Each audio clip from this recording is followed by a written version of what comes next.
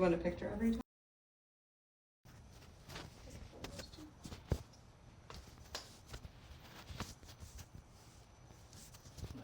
Rolling right now. Is my mic working? Proper adjustments. What's that? Is my mic working? Whoops. They're both green, so that's... Okay. That means Is that it right? works.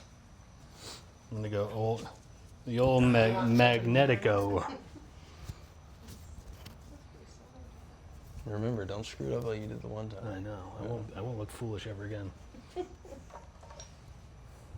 Let me show you how to do a Yeah, V-cut. with the V-cut So I again. was golfing this weekend, and I have a cutter, and it's just a basic one like that. And I was pretty bummed. Because now you're just all. Because now I'm all V. about the V. I'm all about the V. the deep You V. better be careful. Phrasing. I'm going with a punch. That's a circular. You're just trying to be fancy. All right. I was just videoing. Yeah. All right. Well, what are you gonna do? Innovator now. Hey. You want your Hey. dogs in it? Yeah, man. Let the dogs out. I'm Florida man. The dogs. Florida. Those feet. Oh. I've never seen dogs over here. These are are some some dogs. dogs. Those cute little hobbit feet. Look at you. They're red dogs after we just got back from the little Don Cesar escape-a-rooney. This weekend?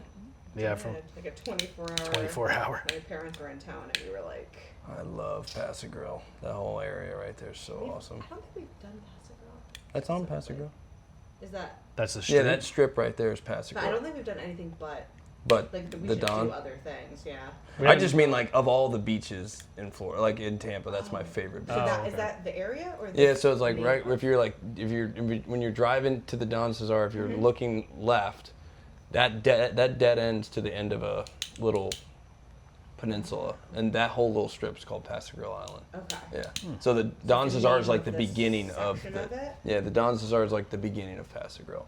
Have you done Fort DeSoto before? I've been there, but I haven't it done cool? it. I just like I don't know. I haven't been there enough to really say. Okay. Yeah. So I've But like read about it, and now we've been here a year. I feel like it's ridiculous we haven't been, but it's one of those things that's like, there's so it's like many ju- beaches. there's so much many to beaches do. though. Yeah. and it's like just far enough away that I'm like, My favorite's I love Paso Grill. It's the closest one that I like the most, Okay. but my favorite's Anna Maria. really? Anna I Maria's. hear about that all the Anna time. Maria is the best beach I've ever been to. Yeah. Really? Yeah. You're not the first to say that. Yeah. Yeah. It's incredible. We go there. Me and my wife go there a lot. But how far from here are we talking? Chicago. And that's Closer than it's- Newport Richie. And it's okay. Well, now you're selling. And that's south, right?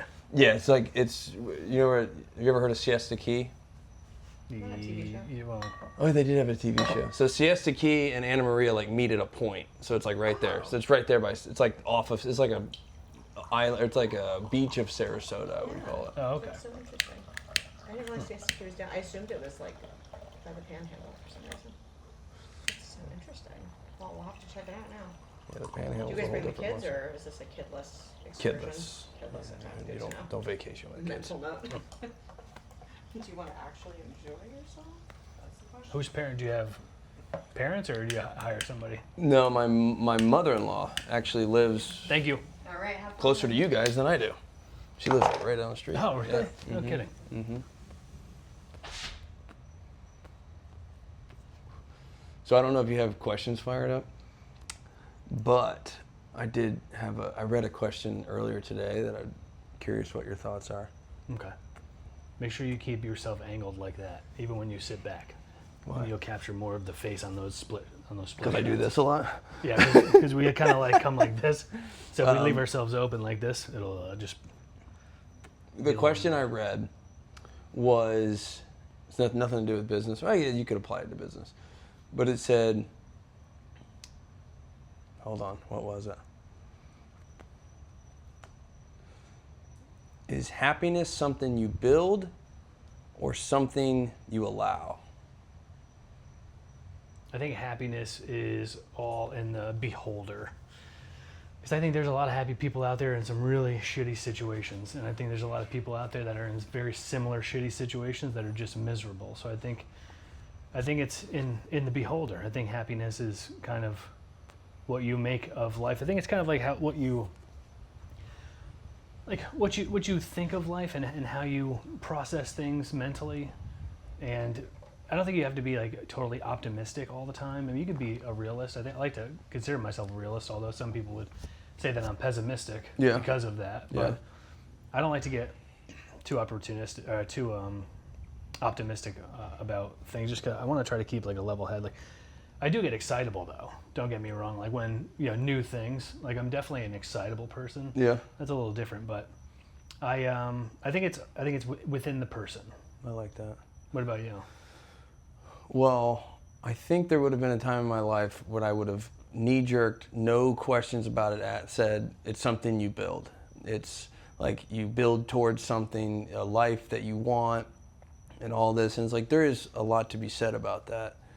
But the older I've gotten and the more life I've experienced, I truly believe it is just about like letting it in, like what you allow. Is it like a perception thing? Maybe not like I think we've talked about it a few times. Happen? But it's like you could think like I'll apply it to business where it's like once I get to X, then I'm good. Yeah. But X actually never comes, or when it does, you're already thinking about the next goalpost. Mm-hmm. So it's like life in itself, especially in this go-go world that we live in, or especially in business, life is an ever-moving goalpost. Yeah. So if you assume that happiness is at the goalpost, it is never achievable. So it really does, it's just something you have to allow. And so often, it's like I'll find myself, the happiest moments have nothing to do with achievement. Mm-hmm. They have nothing to do with, like, maybe an achievement makes you happy for. Well, I'm just thinking like the happiest moments of my most current, like where I'm at in life right now, like the things I can think just recently is like, it always revolves around just like my life, like my friends, my children, my wife. Like it comes in moments for me of contentment. And like, I don't think you can build towards contentment. Maybe that's the best way for me to put it, is like, I find a lot of happiness when I'm content. And I think that is something that is within the beholder. So it's like, you can't build towards that. It has to be something that you just like, you're content with yourself, with whether the outside is good, it's bad, it's ugly, things are going the way you want, things are not going the way you want, things are frustrating, things are like, there's always going to be external factors, but it's like, what are you doing yourself? Like, what are you content with? And it's like, that is really hard. I mean, I'm not like super good at it, but it's like when I think about it, it helps me a lot. Well, let me ask you this now. Do you think you were able to get to that place of contentment? Is that a word? Contentment. Were you able to get to that place because of what you built? So you're looking at it that way. I would have, so I would have thought that. I think that's exactly what I would have thought. Well, I don't know. So it's hard to say because like I have my children. Like they're my kids. And if I didn't build my life the way that I did, I probably wouldn't have the same, my life wouldn't have went the same. Mm-hmm. So I would never want to live in regret, and I would never want to say, well, if I didn't do this, I would but the way my life has gone, the way where I'm at in life, I find myself happy often, and I find myself content often, and it rarely ever has anything to do with achievements or my house or my truck that's overpriced or anything like that. It's almost it's like when I'm having a good conversation or like I just got home. When we got home from the jiu-jitsu gym, my son wants to sit there and teach me what he just learned. Yeah, and so it's like awesome. I'm laying on the ground and he's showing me what he learned in jiu-jitsu, and it's like that's contentment. Like I'm not thinking about other things. Yeah. And it took me a long time to learn that. Even though along the way I'm a pretty laid back, happy person for the most part. Like that is kind of who I am. When I'm stressed or angry or frustrated, it does feel to me where I'm like, this isn't me. Like I feel out of sorts. Yeah.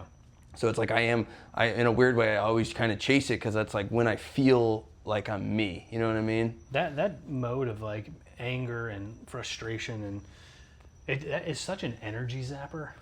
Like, I've paid attention to that more and more as I've gotten older, because I was definitely a hothead growing up. My anger would spike just out of nowhere. And even just like starting the business, like if I'm stressed or just being pulled too much, like I just get very temperamental very Really? quickly. Yeah, but not anymore. Yeah. But I was. There was something I had to really pay attention to, because I remember like being on job sites. Like when I was in the business, like if a customer would mistreat my employees, I would literally confront them. Like I would go to their house, on their doorstep. That's kind of awesome though. But that's like the level.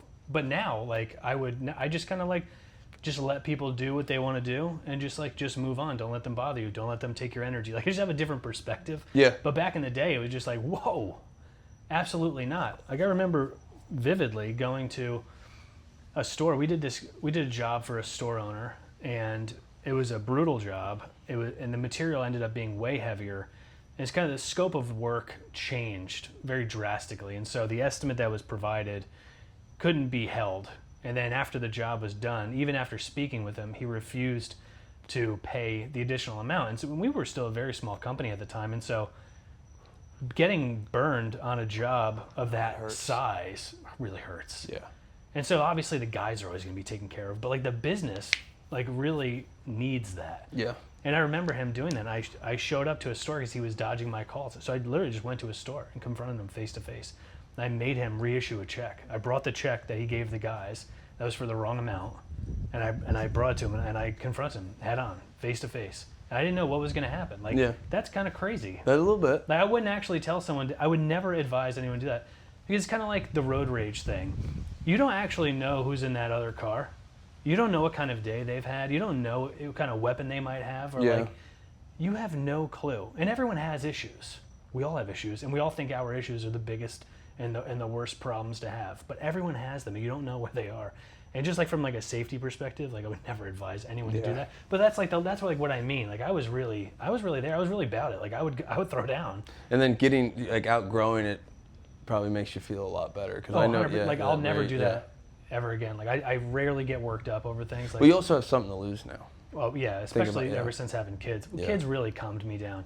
Kids made me breathe and like smell the roses and be present. It was very difficult to be present growing the business. I always felt like I was missing something, or like I didn't want, just constantly go. And like I made time for my wife. We always made time for each other. But other than that, it was just all business all the time. Go, grind, money, just opportunity, and just never really looked any other way. And then we had kids, and it's just like but I had to teach myself that, to like slow down, and like it's okay. Yeah. It's like an inner dialogue. It's like kind of the world we live in now is always kind of the mindset that you almost feel you should have is to be constantly pushing forward. Mm-hmm. And it can become a rat race. Like I know it's a cliche, but it's like it really can become a rat race where you're just running circles, and before you know it, it's like you're working hard because you were working hard, and like the things you built, you had to work hard to keep it. Like there's so much that just keeps spinning. And I mean, today, that's why I started. That's literally where when I saw that quote today, or that question, why I thought about it, because there's certain days I'll get like tuned in on something, and today was AR. And that's the one thing that just like is hard for me to stay happy-go-lucky when I start digging into accounts receivable. Oh my God, it's the worst. And because it feels like a personal attack. It does. And it's just something I hate it. I hate it so much. Yeah. And I feel like I'm always playing Monday morning quarterback. So like, why did we do this? Why am I having to call this person? Like, why did this happen? Where's the signature for, like, just mistakes happening. And it seems like an AR, you're only just seeing what like didn't go right.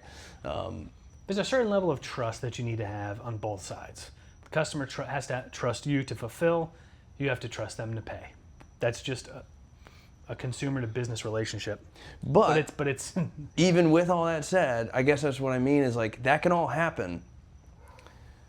But and as woo-woo as it sounds, like you do choose to let it upset you. Like I choose to let it frustrate me, because like I could just go through it and it's like it just kind of is what, like, not like who cares, it's but Right. you know, getting frustrated doesn't change it. Right. It doesn't make it better. So it is just a thing that I'm doing that's actually not making the situation any better. It's just making me more upset. Yeah, and then what that's doing is it's actually taking your energy Yes. and your focus away from something Yes. that actually could better your situation or your business or your life or anything else. Now you're focused on this thing that you really don't have any control over, like you were just explaining, and it's just detracting. It's just a detractor. Yeah. And what I do now with what I've done previously, when in the dumpster game, that's our main service business now, is dumpsters. So we have a lot of overweights. Everyone is like always overweight. Yeah. And What is it, a ton? 2 tons? it depends on the size. So we actually start at 1,000 pounds for a 10 yard, 2,000 pounds for a 15 yard, 4,000 pounds for a 20, and then 6,000 for a 30 or 40. Nice. But everyone goes overweight because everyone always thinks they have less than they have. You know what I mean? It's that's just like it won't be 1,000 pounds. it's just like the junk removal, like the waste industry, like cliches. Like everyone always thinks they have less than they have. But overweight's like we always get burned on overweights. Like that's where we get burned from consumers thinking that it wasn't their dumpster, it couldn't be, and we have everything. We have pictures of the drop off and the pickup. We have pictures of the truck at the dump.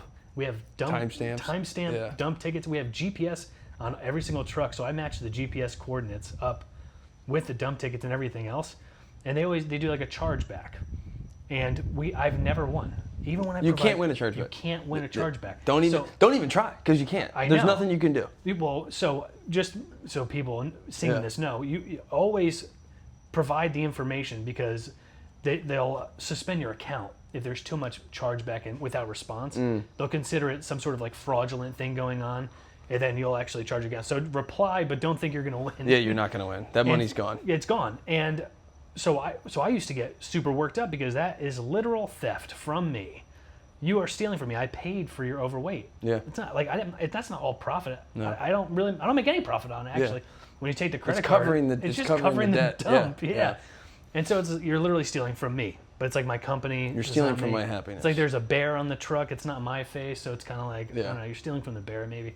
But so I used to get really worked up, but then I got to the point where I'm just like, it's a line item expense. Like, and I think back to like these big retail stores, like Foot Locker or something. I worked there for a couple of years when I was in college. Theft. I've got many stories for that. But theft is a literal expense because it just happens. It's a part of business. And the worst one is typically internal theft is where a lot of that happens. Yeah. But it's calculated and it's worked into the pricing. And so no one really gets worked up. They just adjust the business for it. You know, other people are going to have to pay a little bit more because of others' wrongdoings. But that's just business. That's just the world. And you have to just see it as that. So when I started doing that, I made myself a little calmer. I was a little more patient, and like everything was going to be okay. But we still go after those people. Yeah. Like I have an attorney on retainer, and we send collection letters, like a demand of collection or whatever it's called, and we still can't win. Like we're still not. But anyone who gets a letter from an attorney, Sometimes they get spooked. they do, Yeah. and we actually do get payments from that. That's good. So that's one of the arsenal. Hopefully my customers don't watch this. Yeah, well, not the ones that are doing chargebacks. You need to learn who to work with. Every Well, that's time true. I No, get like I have a lot of that, good though, customers. Only a few. when I get in those like frustrated modes, especially with work, or no, kind of. Actually, I should say that with anything. There's recently, I was just having like a day. I think I was having myself a week, if I remember correctly, and Carson, who works in the business with me, has been one of my best friends my whole life. He's been with me for like 17 years or something. We had recently seen a video with this mantra in it, and like he could tell I was like pissed about something, and then he texts me and he goes, "What a privilege." And I was like, "What are you?" I think I was like, "What the fuck are you talking about, dude?" And then it was the mantra from the video, and the guy said, because in the video the guy said over and over, he goes, "What a privilege it is to be stressed from the work you once prayed for." Yeah. And like that will like flip me so quick, because like even when I'm getting frustrated with my kids or anything where I'm just like, this is what I wanted. There was a time when all I wanted in the whole world was to make $500 in a week so I could pay my rent. Yeah.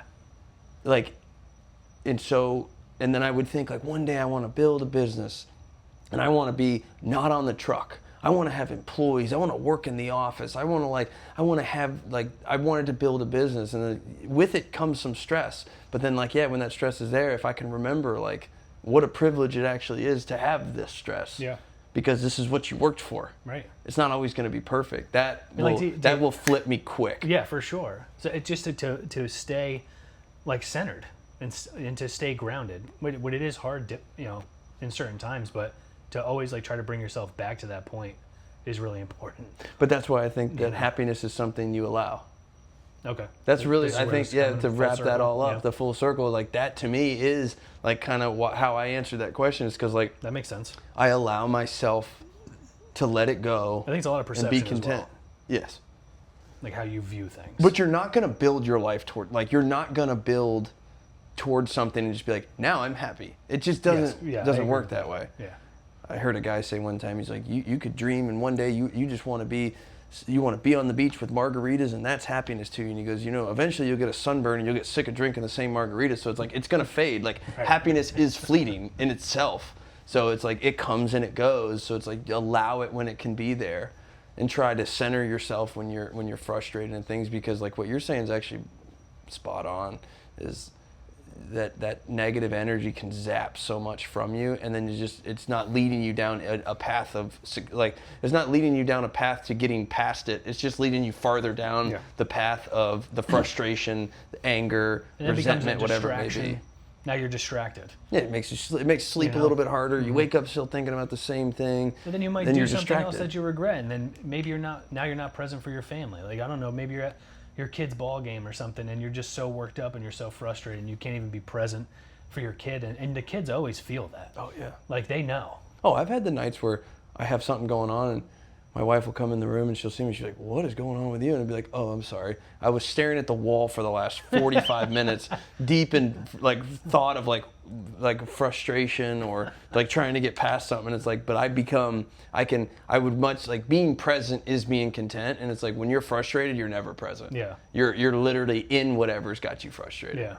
And like frustration is the opposite of happiness. I'm basically just like a walking zombie. Like when something's like, because my brain is going like real fast, but I'm cool, like on the outside. I'm not cool. Like, I don't want anyone to ever see me sweat.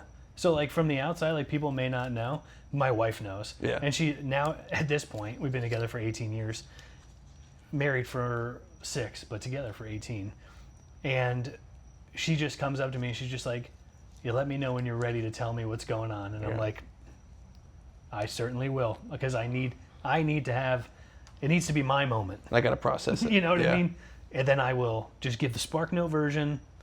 She's a great sounding board, helps me through whatever it is, and move on. Yeah, I like that. You know what I mean? Yeah. That's great. I don't have a poker face. When I'm dealing with something, I can't hide it. It's not a good quality. I always grew up just like don't let them see you sweat. It's always like kind of like my mantra. Just like be cool. Because I see guys out there like that are way more successful than me, with way more on their shoulders, assumingly, and like they seem like really cool from the outside. And it's like that to me is just like the most badass person that you can be. Is like dealing with things, like handling your stress and not letting it affect other people if you can, and just like being cool and just like not making different decisions, like still just being yourself, focused, but the stressors are there pulling at you, but you're cool as a cucumber. Like, to me, that's just like, I think that's really cool. I spend a lot of my life working on ways to not be stressed, because I think for me, I'm the opposite. I don't deal with stress well. So I focus on working out that I don't have stress. So like, I know certain situations will stress me out. So there are those times where it's like, I'm going to swallow the frog. I'm going to deal with it as quickly as possible, because like I can't sit with stress. Or I work out religiously, and a part of that is like, I don't like stress. Yeah. The way that I eat, the way that I try and sleep, like I do a lot of things where I'm just like, I don't deal well with stress. So I try and mitigate it everywhere I can. Yeah. And then same, like those are all real things too. Like being active is a total stress reliever. Like go outside. If you're really stressed, go outside and go into a dead wind sprint. Yes, I was and just tell gonna me say in the that, middle just of run, that yeah. if you're thinking about the stress, because like when your lungs are burning and your legs are on fire and you're just like, when is this gonna end? Just The focusing on last your thing you're breathing, thinking basically. about is stress. Yeah.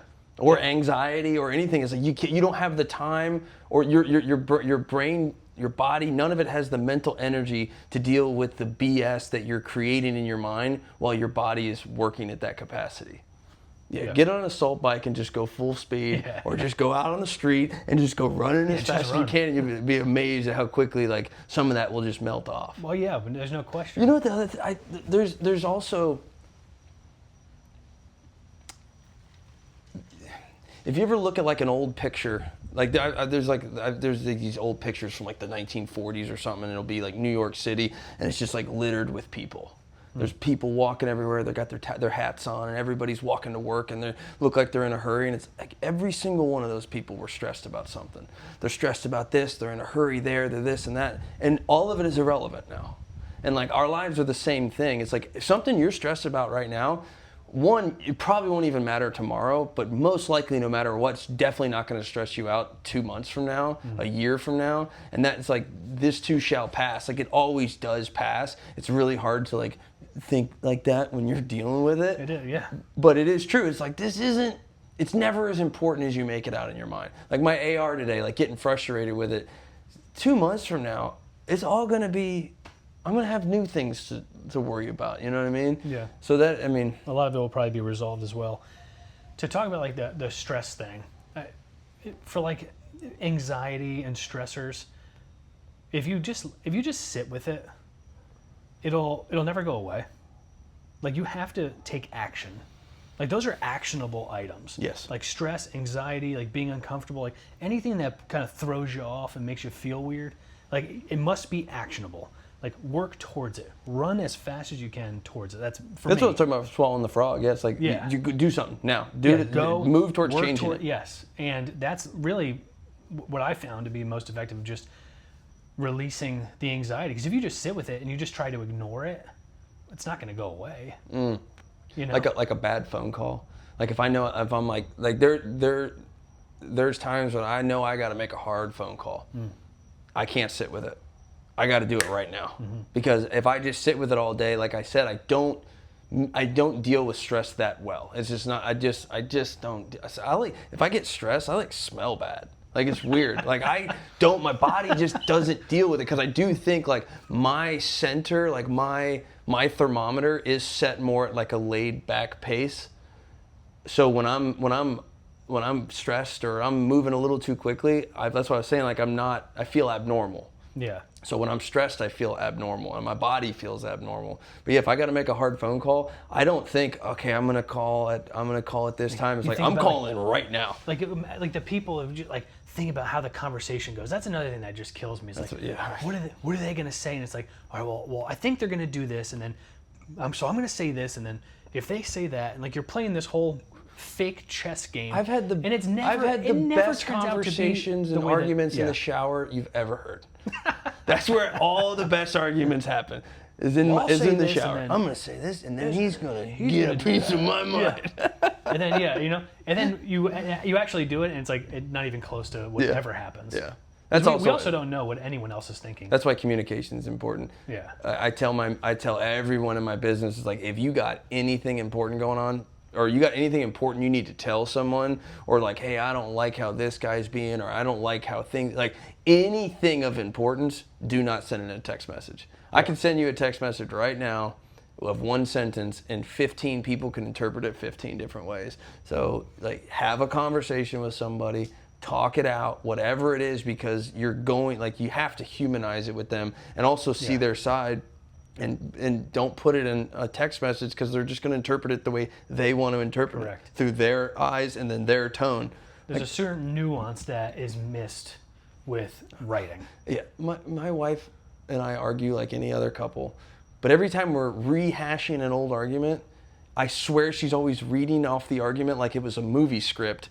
And she's changing the tone, where I'm like, you didn't say it like that. Like, yes, those are the words you said, but you didn't say it like that. Like, there's different ways to say certain words. There's different ways to like communicate. And when it's like via text, people are just going to interpret. They're going to interpret the way they want to. Mm-hmm. If they think you're an asshole, they're going to interpret like he's being an asshole. Yeah. Like they're just going to do it their way. So it's like if you have something serious, talk to somebody about it. Absolutely. I don't know where I was going with any of that. Neither but do I, but I think that was pretty good. There's one thing that's bothering me though. Through this whole time, so we saw each other at jiu-jitsu earlier. You came into my house again. You're looking at me right now. You didn't mention my glowing tan one time. or is it like? Are you tan? Or am I red? Is it because you are a little red right here? Red. The sun absolutely kicked my ass. I hadn't been out in the sun for like a while. I wasn't paying enough I wasn't paying enough attention to your skin tone. Because I'm like, man, this is Florida. Yeah. Like being from the north and coming down, it's like this is the goal, being golden, just all year round. See, maybe I don't notice it because like I don't have that ability. I stay porcelain pretty much all the time. I'm just pale. I can freckle, but for the most part, I just stay pale. Not much else I can do about it. I'm actually surprised that I get a little tan because I'm mostly Irish, but my skin is, or maybe I'm not. Yeah, maybe you're not. Yeah, maybe. You never know. Yeah, Those Irish people don't tan. I know, that's why it was so strange. But I ended up doing one of those DNA things a long time ago, which I would never do now, based on my thoughts on all of that. But I ended up doing one of those DNA things, and I'm mainly I'm like a Mediterranean guy. I have some English and some Irish is like the main makeup, and then the rest is like general Mediterranean. Is that thing? But it's like, how can you even trust that? I always wanted to Yeah, where are they getting send that? I have no clue how any of that works, but it's like, but what do you even have as like, what is that when you do so like a variable, like a constant or something? Like, how can you actually tell if the facts are accurate? So it's like, I'd have like my sister like submit the same exact thing. And it's like And we see should how have close. the same exact results. It should be pretty close, right? Or like submit like the saliva from my dog, and then like put that in. It's like, Oh, that's actually pretty you know what I smart. mean? It's like Yeah. what comes back? It's Yeah. like inconclusive, or it's like, you know. I can look in a mirror and I'm like, you're Irish. Like you should be picking potatoes in the mountains or something. You ever tried to grow anything like potatoes? Mm-mm. I tried that one time, and it actually did work. I got a few little spuds. You can grow anything here. Yeah, here I'm excited to put some like fruit trees in the ground and all sorts of. Again, that's just like a northern thing. Is there's no fruit. We have like apples. People, I think it's very good for the. You ever had a guava? I love guava. My kids love guava and cheese pastelitos. You know they call Tampa the Big Guava. Is that right? That's I what only they know it call as Cigar City. They call it the Big Guava. It's got a few names. I think. Fact check that. I'm pretty sure they call it the Big Guava because it came from some guy from New York, the Big Apple, and he thought, if I remember, I might be butchering this, but it was like this. He was a salesman, and I think he was like, the next big fruit is guava, and this is where it can like. Oh, so Big and he Apple came down and here and he Big moved down here Guava? and Really? Big Guava. Okay, Yeah, I like that. I'm gonna look that up now. I could have just made that entire thing A up. lot of what we know now is like gimmick, like pumpkins. I think with like Halloween and like pumpkin pies and stuff. Like I don't know anything. I'm just kind of guessing here, but I think that was like a farmer's gimmick of like selling pumpkins. Like, how do I move these pumpkins? Like, no one wants to eat these. Like, who eats a pumpkin? Yeah. You make like a recipe for like pumpkin pie and like Halloween. Like, where I don't like. Same thing with diamonds. You know. Yeah, that's They true got these too. diamonds, these coals, they turn into diamonds. Like, what are we going to do with these? Let's say they're rare and just start selling them for a ton of money. That's true. Yeah, that's like you turn it into something, and it's like, I watched this whole thing on like the diamond or the engagement ring, how that was a entire propaganda from like one of those jewelry companies. Like, we got to offload this stuff. Convince people that this is what you're supposed to give your wife. This is how you show. And then that it's you like, love. then it becomes like, well, you should spend this Yes, much of I your was just gonna salary say, and yes. like all kinds of shit. With like It's 2 dude, months that- of your salary or something like that. I don't even know, but it's something sick. I don't get into any of that stuff like at all. I bet your wife loves it. No, she's on board. I'm kidding. Thank goodness, because I hate all that. My stuff. wife will be like, I agree. Like, we don't. But do- I would like diamonds. But I agree with everything. Well, I you're think. saying. Well, I have. That's what I she actually would have say. diamonds in my wedding Oh, ring. there you go. I have a piece of rubber. Is that the actual wedding ring, or do you not wear? This is all I have. Oh, is it? Yeah. That's cool. I No just judgment? no. I just never. I didn't know if that was like your workout thing. It is, and then it just became like. So you have no other ring. Uh-uh. So when So when when we she got put the ring on your finger, it was that piece of rubber? No, so actually when we got married, I can't remember exactly what it was. I cheaped out. I was like, let's say at that point I'd never worn a ring. I don't wear jewelry. Well, my daughter made me this today, and I had to wear it. So That's nice. I saw you checking it out. I did. I really like that. And I remember I was being a cheap ass. And I was like, I don't need a ring. And I remember I was like, I'd wear a gold ring, I guess. And she was like, yeah, but gold rings are expensive. I was like, just buy a fake one. And she buys a fake one, and it didn't come until the day of the wedding. And I had never tried it on. And then I was supposed to try it on, and I couldn't get it to go on my finger. And then my dad was like, just use mine. And so really? on my wedding, my wife put my dad's ring on, and after the wedding, I gave it back to him. I put one of these halo rings on eventually, and that was it. There's nothing wrong with That's funny. I actually haven't thought about that. And we've been married. Edit this out. What year is it? It's 26. So 25 would have been. We've been married 8 years. Oh, okay. We've been married 8 years, and I don't think I've actually thought about the ring since then. But I do wear one. I would just wear one of these every day. And it started as a workout thing, because you don't want to be lifting barbells or anything with. I do. Do you? I get it might be foolish, but I'm not doing anything crazy. I'm pretty much just bench. I don't work out legs. I like some of the crazy stuff. I'm just doing lat pull downs. Nothing wrong with that. Nothing wrong with some I'm beefcake stuff. Yeah. Not really, I'm not doing anything crazy. Back in the day, I was full hit class. Yeah. Heart rate was just coming out of my skull. Yeah. And it was it was good. It was I like that stuff. I'll definitely get back into it. That's the stuff I love. But I now do it's it first thing in the morning, and I'm always thinking, if I can just really kick my ass, if I can get the hardest part of my day over first, everything else is a coast until AR comes into the picture. But if I'm on like I said earlier, an assault bike, or I'm moving a barbell around, or something's got my heart rate jacked up, it sucks. And then after the workout's done, I'm just sitting there, laying on the floor, whatever it may be, and I do consistently think I think that's gonna be the hardest thing I do all day. And it's nice when it's over. It's a good pace setter. Yeah, it's a very good pace setter. Now, if I don't work out in the morning, I'm a grump. Yeah. People you don't even want to be around me. Yeah, if I don't move enough, I definitely feel weird. Yeah. Because I gotta move. I gotta be either walking, taking these kids to the park.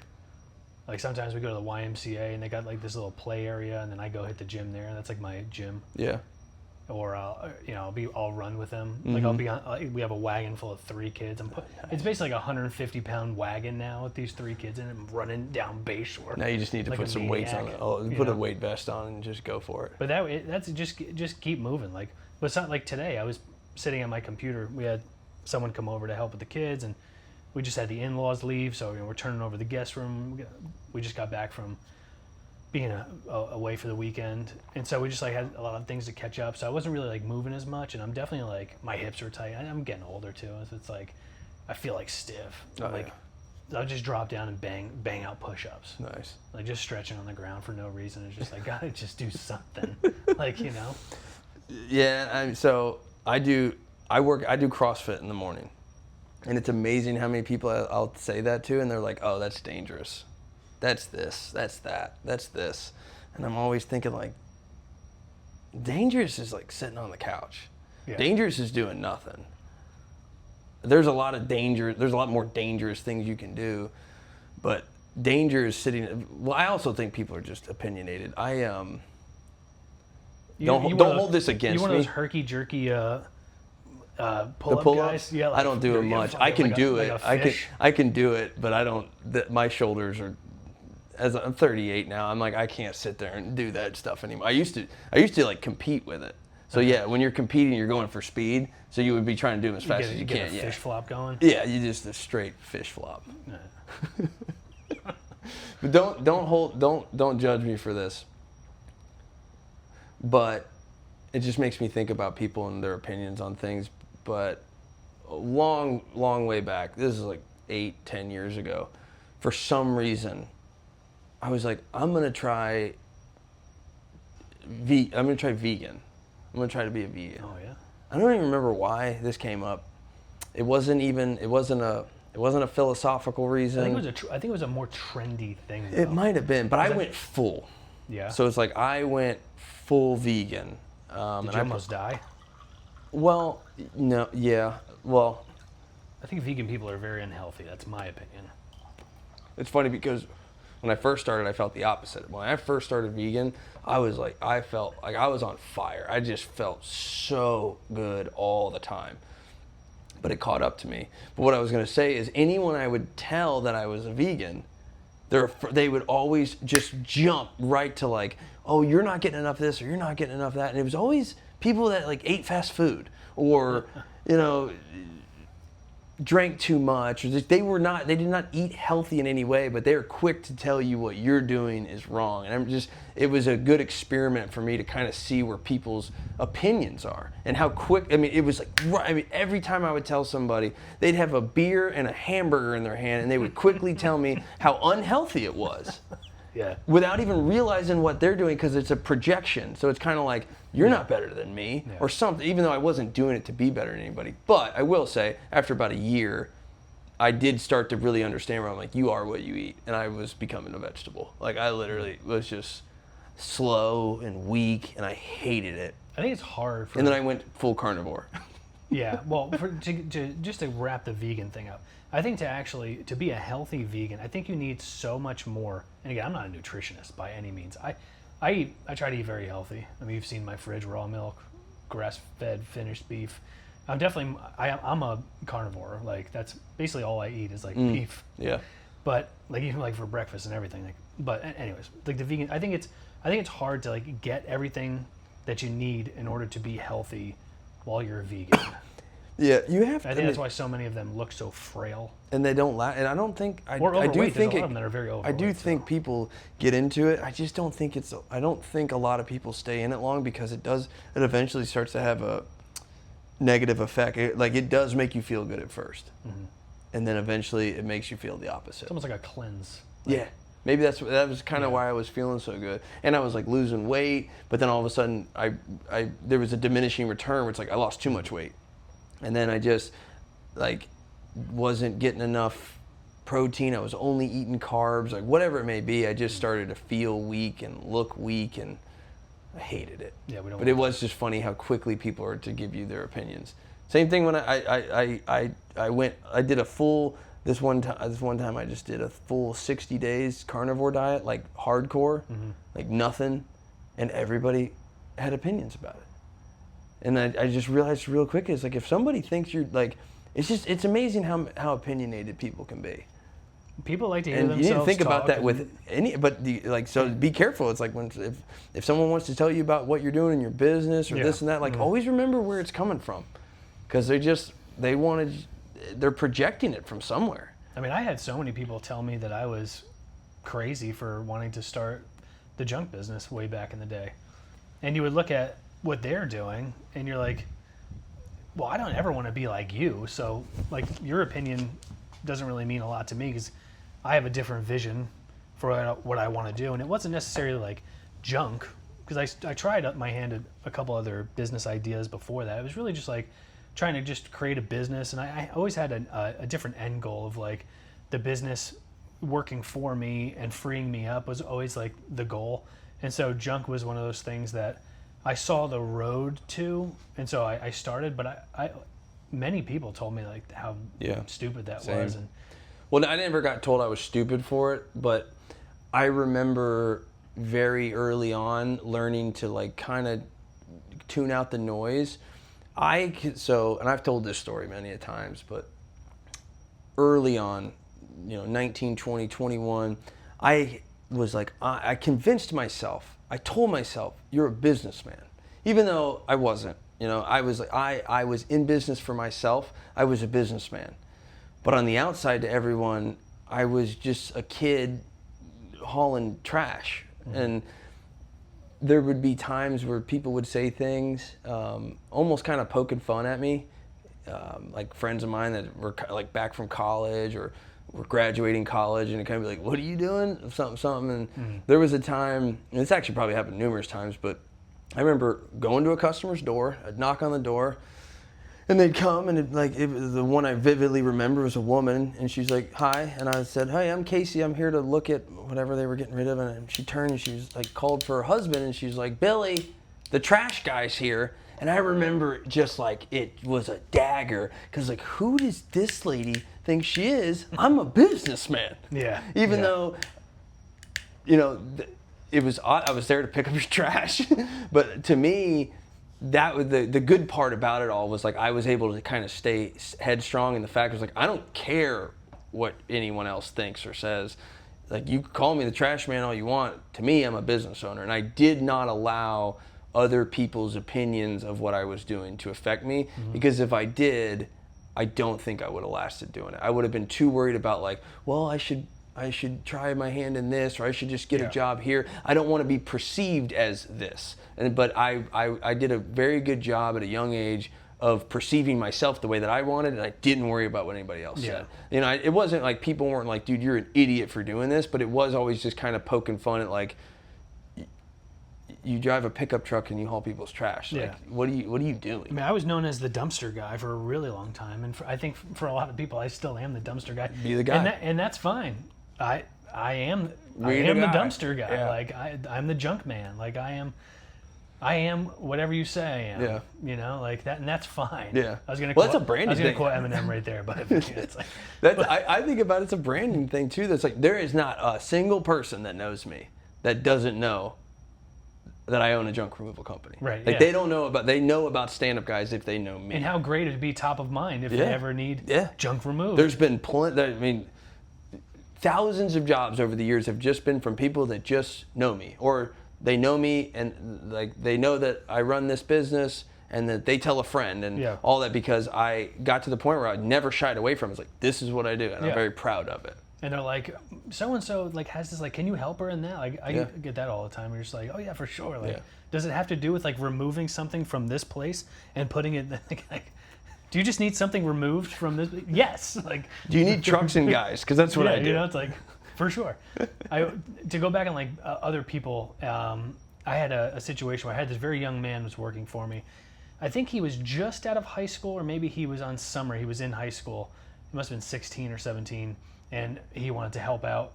He was a really great kid, and I had him come out with me on some jobs. And I'll never forget this one. We went to this house in North Stamford in this affluent area, and we were doing this work, and the woman really, like, she looked down on me. And I never told anyone that I was the owner. I just acted like a normal guy, like when I used to go do jobs. Yeah. Because I don't want, you know, I don't know. I just want it to be like the service. I don't want like to detract from the service. And I also like want to see, like, especially if I'm with somebody else, I don't want that to kind of like skew things. I kind of want to see things like how they would be as like a learning situation, and maybe for some improvements or something.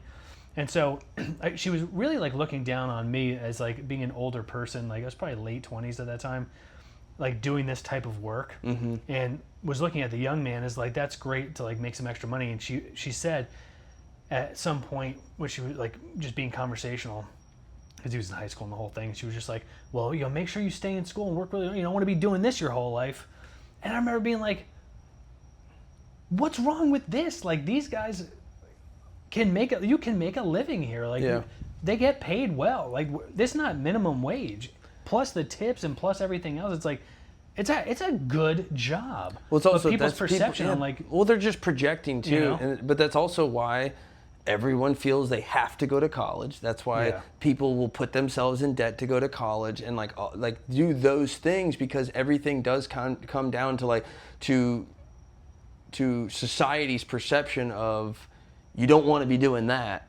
Like, you don't want, like, you want to be working from a desk or this or that. But maybe that's what. And the crazy thing is, like, those are the jobs that are being replaced now, which is a little bit of. I mean, I write about this all the time with AI and all this like job replacement and how it affects blue collar industry. I try to think like really far out. It served me very well to think in the future and see like how it could possibly play out, and not just like what is going to happen, but what the ripple effect would be. And you're already seeing the AI replacing people, like you just said, like in corporate. Everything always happens in corporate first. With any new technology or any new development, it's always in corporate first with testing and all that stuff. And you can already see, and they come right out saying that it was AI. It was caused by AI efficiency, so they don't need as much workforce or something like that. And a lot of it isn't the labor roles. A lot of it is white collar. It's task-based. Yeah, white collar task-based, stuff, like yeah. mid-level managers and all sorts of analysts and all sorts of things that basically AI can do in the snap of a finger. And my prediction is that right now there's a couple of phases of like any new technology where it like comes in, it's like it's new, it's integrated, it helps, and then it replaces. It's like we're in like that helpful phase. Like companies and these big corporations are figuring out like how exactly does this work? Like they're trying to reduce the error rate, below a certain percentage and see like how it can really get integrated in their business before massive layoffs come. You know? And those people that are using it and it feels more productive, it's increasing their output, they probably feel a little bit more safe because look at this, I'm using these new tools and I'm becoming more valuable. They don't even realize, in my opinion, again, this is my opinion. They could be outsourcing themselves. Now, yes, exactly. Yeah. But there is no fighting that though. That's the other side of the coin. You can't just say, well, I'm not going to learn this new technology or this AI development because I'm gonna fight the power. You'll just get replaced even quicker. Like you have to upskill to a certain degree, but you also have to be cognizant of what's coming. And so I look at that whole thing and I'm like, so you're gonna see, again, my opinion, massive layoffs in the next year to 2 years when AI is fully integrated. These AI agents that are coming out that can create new agents to do work and stuff, because AI was kind of contained. Like a large language model like ChatGPT, people think that that's AI. It's not. That's not really like the AI that people are talking about. It's basically just like a glorified like search network. It just delivers information in a different way than before. But the real AI is these agents where they can go and they can do things outside of the box. And if they don't know how to do something, they can actually create another agent and they train that agent on how to do something else. And then they can take over workflows and they can go into your emails and they can search through websites and they can click and they can book and they can do all these things. They can code now. They can do all of these things. It's terrifying. Yeah. But so that's what's coming. That's why a lot of people are going to be replaced. But so then just to talk about the ripple effect. You can see I write about this a lot because I'm hot on this because I think this is a major disruption that's coming. People don't realize. So the people that are in blue collar, they think that they're never going to be impacted by AI. They are. But they are, and it's going to come from a couple different angles. One of the angles that people I don't think understand is that when these white collar roles are replaced, these people are going to need money and they're going to need cash. A lot of them are going to go into their own businesses and low barrier to entry businesses like power washing, like junk removal, like moving, all these things that don't require a license or skilled labor. The plumbers and the electricians will be safe for a little bit longer because there's a licensing period, there's an apprenticeship period. They'll still be safe, but there's going to be a lot more entrance into a market of low barrier jobs, handymen, painters, all these things, because they're going to need cash. They're going to need to provide for their family. They're going to need it quickly. They're going to need it where it's not a lot of startup.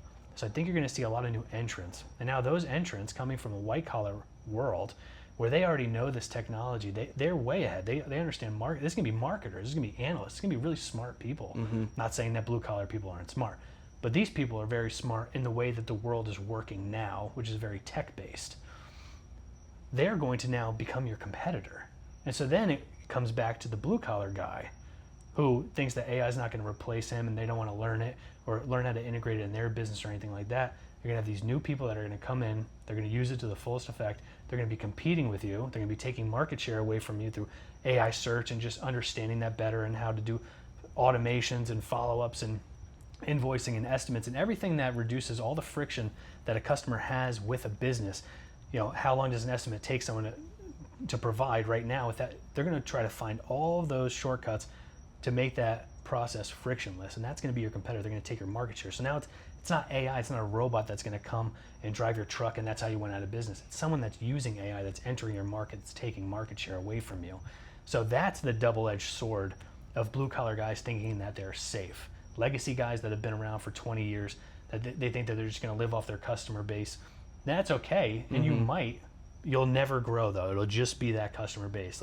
So if you like working in your business as a job and you provide and that's okay for you, then that's fine. I still think you need to learn these new technologies. But if you're looking to actually develop something into a real business where you didn't just create a job for yourself, and you're employing people and you're growing and you're helping more people and all that stuff, like it is crucial.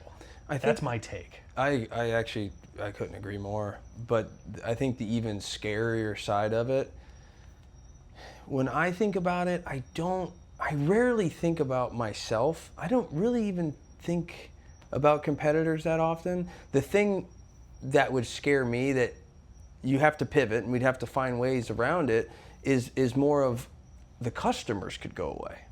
Because you're talking about massive layoffs, you're talking about white collar, like if there's more people losing their jobs and then more people coming into this market, where are the customers? Who's making money? Because especially with what we do, besides some of the commercial side of it, it's a luxury service. You don't like plumbing and electrical. The things that are so enticing about that is it's not a luxury service. Yeah.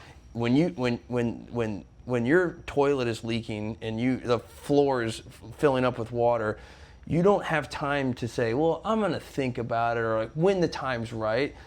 With certain things like power washing, junk removal, those low barrier to entry jobs, they can be a lot of times it's a luxury service because people don't have to do it. Yeah. They do it because they want to do it. So my thought when you say things like that of like layoffs and things is there going to be money in the economy where people are still spending? I think so, because it's also going to create a lot of jobs. So it's going to it's going to reduce a lot of jobs, but it's also going to create a lot of jobs. And every technology, like they thought the typewriter or the typewriter was going to take out not the typewriter. Just there's every time a new technology comes, we think that that's the end of, yeah. Like when people first started printing, they thought it was going to take away from storytelling, and then all it was is just it created a new industry and probably more jobs, right? Yeah. And then because now there's the newspaper, and then when the internet came, the newspaper's like, well, we're screwed. It's going to put all these people out of business. But then what did the internet create when it comes to instead of print material? And that could be the cycle where you see AI coming and replacing a lot of jobs, but then kind of creating new jobs. But I think there's going to be a period the of movie time. killed the radio star. I don't know. I'm not familiar. You never heard that song? I've heard that song. Yeah. The radio. No. What is it? Video killed the video radio. killed the radio star. Right, yeah. right. And so it's always kind of something will kill an industry, but that it creates its own. And I don't know what AI is going to create. I don't think anyone knows. But what you're saying, like foreseeing the future and trying to get ahead of it, is the only thing you can do. And like but if I'm summing up what you're saying from my brain is get good at it. Don't avoid it. Yeah. Get good at it. You have to. Yeah. You don't have any other choice. No. It's Like, there. Otherwise, like. It's what- like the people that would be like, yeah. I'm never going to use email. It's like, well, Or computers. Think about how many people went out because they wouldn't adopt computers or, into their business, and then you're just gone. Yeah, when I first started, there was guys that put all their money into Yellow Page ads, and they probably were like, dude, this is what I'm going to do. This is how I get work. And eventually it's like, that ain't going to work anymore. You have to adopt into Google. You have to adopt into these new ways. But yes, AI is scary for everyone, and everywhere you turn, it's all anyone's talking about. But I also think it's going to generate, this is not necessarily business, but I'm already noticing it, where if I see something, I can tell you instantly it was written by ChatGPT, and I don't read it. It's like my brain, because I know it was written by AI, it's almost like I don't even want to bother reading it, because I watch how fast it prints it, or how, like, if I ask ChatGPT or Claude a question, how quickly it gives me an answer. It doesn't feel thought out, so I like skim it. And then so if I see something that I know, like someone will send me an email and it's like, dude, at least try to make it look like it wasn't written by an AI. But someone will send me an email and I can tell instantly it's written by AI. I can't even read it. Well, I can't even read it, because to me, I'm just reading what a computer told me. I think that's going to happen to a lot of people, and then we're all going to we're going to be searching for more humanistic things quickly. Music, writing, all this. So it's like it's still going to be the same way it's always been. Is like the better you are, the more successful you can be. So it's like if you're a writer, you just have to be the best, and you're probably going to have more opportunities because people don't want to read AI. You know, I think AI enhances what you actually are. So I think the people who are pros at what they do, AI just makes them that much better. But it doesn't make someone who's not a pro a pro. It just makes them like just like a bland, mediocre version of like whatever they're trying to do. But like for someone who knows what they're doing, they utilize AI as leverage to increase output or Yes. make them better. So the smart people are just going to become smarter, and the dumb people are just going to basically just be like ChatGPT dumb. But it's Yeah. like, but what you said, it's like those emails and stuff. I can't read it. And like the M dash just gives that away. That's Yeah. the double dash. Yeah. That just is a complete giveaway. But also like how those sentences are structured. And so I use ChatGPT all the time. With like everything, but I don't let it like write for me. Like I have a newsletter, but I use that to help me write my newsletters. I talk to it. It helps me frame things. It helps me figure out like what might be missing, or it's like an editor. Like I'll put something forth and I'll say, what am I missing here? Like are these sentences clunky? Like what's like the most value that a reader can extract from this? And then it gives me like a breakdown and an analysis, and then it helps me better the writing. Because like one of the quotes that I like in writing is like you have to make sure that every word in a sentence fights for its life. It's like the less you can write with a greater impact, like the better that writing's going to Like be. less fluff. Yeah, like Yeah. just concentrated, just value. Like just like throwaway sentences like should never really be in writing unless this is like some long story, which I don't write. And another one was like some writer produced this book and it was really long, and he said to somebody, well, if I had more time it would have been shorter. And that's just like, That's a good, I you like know, that, yeah. because so that's like how I use the ChatGPT. It's more of like a researcher, an analyzer. But what like, a time! all that kind of stuff. What a time to be alive, because you can go. I've seen it already. You go on LinkedIn right now, and you will see someone don't will get me make a started with LinkedIn. post, and it's so clearly written by AI, and then there's 10 comments, and it's all written All by AI. AI. So we literally have a social media platform that AI is making posts and then commenting on this post, and I'm Yes. supposed to sit there and read this and be like, wow. I really extracted value from this. It's just so ridiculous. But do you know the craziest part is that a lot of those accounts are literally AI. It's not someone who is. Oh, I'm thinking it's a person that's just using it. No, what's happening is they had this. I don't know where this statistic came from, but they analyzed the bots on the internet, and we've surpassed where there are more bots on the internet than there are actual people. So it's a lot of it's bot to bot. Like, do you think a bot knows I don't a know. bot? I don't know. Like, I would imagine that they do. Yeah. Like, do you think they have side conversations? like in the DMs, like, what's happening? Like, can you believe Let's that set a lunch meeting. these real people actually think that we're real? Like, we're doing a good job. Like, two bots just get together, because it's crazy. Like, there are bot accounts that are obviously created by humans, but they are run just By AI. by AI, and they respond. And like, that's a big thing with a lot of these new technology. Like, there's like a new app like every hour. There's like some new AI app, and it's just so overwhelming. And so my advice It's the to bubble anyone, coming. well, It's everything like that right now. yeah. I don't even mean bubble. I just mean that everyone's throwing into it. But in the Yeah. end, what's going to happen is like a few things are going to arise from survive, all of it. yeah. And the rest of it's going to be dog shit. So my advice to anyone looking for AI is to understand it at a fundamental level. Understand what it actually is. And this way you'll understand what these new apps are. Because they're all using the same technology. It's just coded a little bit differently. Yeah. Or it's programmed to do things a little bit differently. But it's all using this relatively the same underlying technology. So if you can just understand AI at a fundamental level, you'll be better to understand these apps and how they can work for you and in your business. and Yeah, I things mean, like in the that. end, you're basically saying adapt or die. Yeah. And it's always been that way. Always. Yeah, you cannot get lost in the old way. And right now, if you want to adapt, this is the changing environment. Because in 2022, this wasn't a thing, and just 4 years later, it's everywhere. So adapt or die. It's literally it's going to be that way for every industry, whether you're hauling junk, or you're a lawyer, or it doesn't matter where you're at. You have to adapt or die. It has to be integrated in your business in some way to increase efficiencies, which will increase output, and eliminate the things that don't actually need to be done so that the humans can work on the things that only they can do.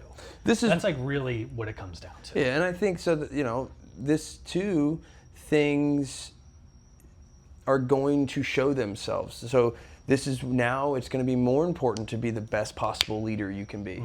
Like there's all these things are going to matter. The human element of business is going to matter more than ever now, I believe. Yeah. Because AI is going to become so integrated, and eventually it's going to be so integrated into our lives that the only thing that you can really differentiate from one place to the next is the human element. Yeah. Whatever that may be. Like a person's agency is going to mean way more than it ever has. So if you're running a business, you need to focus on, yes, adapting to what's coming, but also honing your skills. Like be the best leader you can possibly be, because you're not going to be able to hide behind it. Yeah. Because everyone's going to have all your tools and all the tricks and all the everything, because it's all coming. They're all available, and it's very inexpensive. Like, and that's technology too. Like, AI's been around for a very long time. Like, I think ever since the 80s or so. It used to be called like cybernetics, and it turned into like artificial intelligence. But Skynet. That's what it's been around for a really long time. Skynet? Skynet. I'm not sure what that is. I'll have to look that up. But that's from Terminator. Come on, man. Oh, listen. When I told you a long time ago that I don't watch TV, you don't know what Skynet is? No, I don't know. You've never seen Terminator? I know Terminator, but like that was because the whole thing in Terminator was AI. That's the thing that was programming the robots? Yeah. Oh, interesting. And they eventually, it was kind of in a scary way. I don't even know that I've thought about this, but in a scary way, they were almost explaining what was happening right now, where eventually the humans gave in to the technology because it was so convenient for them to eventually they gave all the will away. And then Skynet at the time basically took over and then was like, now you guys are just in the way. So you eventually give the will. It's like, yeah. So maybe you should fight AI. Maybe you should fight it. Like physically? No. Well, yeah, no. Like, don't let it take over everything. Well, there's like everyone's ads look the same now. Like it's so obvious when like not my ads, not Adam eyes. Oh, I don't. What's that? That's my digital marketing company. Good for you. Well, like when I see people, it's like if you have a Chat GTP or AI generated image, and then like the copy is AI. I'm just thinking it's going to drown out so quickly. Yeah. It's more than ever right now, be original. Be original. And put your face out there, which is what we talked about in a previous episode. Be that front facing founder of your business. Yep. Be personable. Put yourself out there. That's hard to do. It is, but you have to do it though. Yeah. Because people want to. I mean, I don't know if you guys follow or if you follow my social media, but I was shaking my ass yesterday. I saw that. That was recent. That was posted yesterday. You had a lot of people were shaking with their rumps. Yeah. I saw that. Got to be original, man. I like it, and humor is very memorable. But you have to do it, and that's like one of the ways of building relationship. Is like people now know the company deeper than the company. They know the actual founder, the person, and they develop that relationship, and then it becomes less of surface, less transactional. It's very important. It was important then, but it's way more important now. I agree. Be original. Yeah. Because there's so much. I want to ask you. What? With the AI stuff. Do you have an AI voice agent in your business? No. Like how much AI do you have? So I mean, I would think between you and I'm probably the people that I'm behind, I would say, in aspects of, because I don't even know what question you just asked me, so I know that I don't have that. Well, does an AI robot answer your phone and talk like a person? Okay. I have that. I integrated that. Really? Yeah, a while back. And I'll tell you why, but I want to ask you that first. So I don't have that. So do you have any AI integration with like automated follow-ups? Like when your leads come in, does it go into like this database where there's like triggers that are set and like I have some. Yeah, I have triggers on anything that is like digital. We have triggers, and AI deals with some of it, but mainly it's just like Zapier still. Okay. But that's so much. It's kind of similar in certain ways.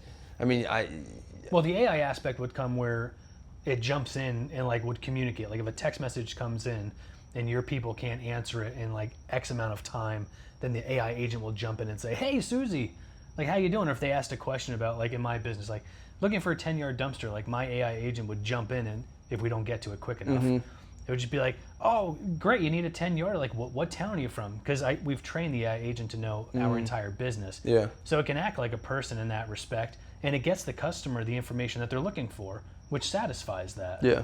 And then they're not going and looking for another company because like this company didn't even get back to me. Like what the hell is going on? So we use it in that aspect. And so for like our AI voice agent, I integrated that like maybe 6 months ago, and we have it answer the phone for overflow during operational hours, and we have it answer the phone for after hours. After hours, that's nice. And so I never trained it to act like a person and try to fool the customer, because people hate robots. Yeah, they do. And they don't want to talk to a robot. They hated talking to a robot when it was just press 1 for this, press 2 for this. Like that wasn't even AI. That was just like programming. Yeah. And we've hated robots for a very long time. So I just knew that people are going to hate this even more if they find out that it actually isn't a real person. They're going to want to like come and burn your business down. Yeah. So I trained the AI agent to come out front and just be like, "I'm not a real person, but I know everything about the business, and I can probably answer your questions, and I can also take messages and route you to the people that can help you." So I use it, like I break the third wall. Is that what that's called? The fourth wall? I maybe? think the third I one. think it's the fourth wall. So I break the fourth wall of like, no, we're using AI, but we're not hiding it. And it's to help you. It's to add value. So it's after hours. It's 10 o'clock at night, and you just got around to needing information, and for some way you needed to talk to somebody. So you called, because people still do call at like 11 o'clock at night or something. Well, there's a And then they question, get the information. and I don't know the answer to this, but I have heard of people using these AIs. I get peppered with it a lot. People trying to sell it. you Yeah. over the interview. And I haven't seen anything yet that's convincing enough for me to change. But on the same hand of what I was saying earlier, I do think that there's also going to be value in like, oh, when I called this place, a real person answered the phone. Like I had a real conversation. If I call AT&T right now, I got to talk to an AI agent that then transfers me to an AI agent, who then transfers me to an AI agent, and I get frustrated. And maybe to talk on that point, that's why I only use it for overflow. Yeah, and after but I'm hours. saying, but there's going to be companies that are like, well, look at this, and then they're like, hey, I'm completely automated. Eliminate. That it is efficient. But could you be losing your lunch to people that are like, hey, I still have real humans that answer the phone, and we can develop relationships long term with customers? It could be detrimentally efficient. Yeah, it could be. That's a good way to put it. I don't know the answer to that. Neither do I. Time will tell, I suppose. That's very true. Yeah, so that's how I integrate it. And so I have like an AI agent for the website too. So when someone goes on the website and they have some random question, I have that. they can talk. Okay, I do have that. Okay. Yeah. And so we still try to answer like a person. Mm-hmm. But if we can't get to it within whatever the time frame is, like 30 seconds or something, then the AI guy comes in. I should probably give him a name. And he's like, "Hey, how you doing?" Like from New York. I just got done posting on LinkedIn. Yeah. Did you send a link? Can you actually go like this link? I'm trying to get, so they jump in there, and it's cool to like have that where even if you're not like if you're in a truck or something. And so this is where it boils down for like AI integration, and like even the smallest of businesses, is that none of this stuff is really expensive. No. And if you are still working in your truck, doing your jobs, like it's really hard to do all the administrative stuff. It's really hard to answer every single call. It's really hard to get back to people. It's really hard to get all the estimates. It's also hard. To do all It's these hard things. to justify it as you build. I mean, SG&A is an expensive thing, and if you start to minimize it with AI, you can become very efficient. But I guess that's the question: is like, at what point is it a diminishing return? Yeah. At what point of integration Have you gone too far? Yes, that's very interesting. I never really pondered that. I don't know the answer to that. I like that. That's a very interesting question. If you read the 4-Hour Work Week, you'll probably think I'm going to make AI do every possible thing That's here. Tim Ferriss. I think it was. I read that book, and I'm not critical on books much, but I will say I read that book, and I hated it. I hated it so much. And I can't even remember why, really. But it was more of, I just remember thinking, this is just trying to convince everyone to like, don't do anything. Integrate or automate every possible thing you can. And I think it can work for some businesses, but if we all did that, everyone would hate businesses. I just remember reading that book thinking if everyone did this, it would ruin business if everyone acted in this manner. But the select few that do might actually be doing really well. I think the ones that do it, whatever that balance is, like what you just find said. the balance. I think finding that balance, I think, could really catapult a lot of companies. Mm-hmm. Especially small. I think when you're small, the way you're putting it is very, like, it's spot on. There's so many tasks you have to, I know we talked about it a few, like the last time we spoke or the time before that, but like the amount of things you do when you're on the truck. And a lot of those are just task-based. Yeah. If you could automate a lot of it, especially early on, before you have an opportunity to do it yourself or be the person sitting in that seat, you can get off the truck a lot faster. It's like where do you, as the business owner, add the most value? And it's always different at the stages of the company. So it's like in that stage when you're in the truck, it's like, well, where do you add your most value? It's like, well, doing all the jobs, like doing every single job, shaking every single hand, like doing all of that kind of stuff. It's like, so having AI come in and replace all these other tasks that pull you away from where you currently add the most value could then help you bring other people in quicker, get out of the truck quicker, or move to the passenger seat, like you very well put it the other week, and then help you grow the business and make more money and serve more people and help your community more and all that kind of stuff. But back to the human element, like with what we do, or junk removal specifically, I can already see it. Everyone's going to start to like really push to do one thing, which is how do we get AI to price the jobs for us, right? Well, that happens, and I created one already. It's like I see it, I understand the value in it, but if everyone's doing it, you're taking now away the human element of sales, and I do find value in that. Well, but it can be used in just a certain fashion of that process. Like if guys really don't know how to price things, if they've been mispricing jobs and getting burned, then something like that, because it has to be an enhancer. Like AI can't be a complete replacer. Yes, but I guess what I'm saying is most people, when they have a tool, they'll eventually just use it 100%. Yeah, to do the thinking for them. Yeah, it'll replace them, and then they will not know how to do it.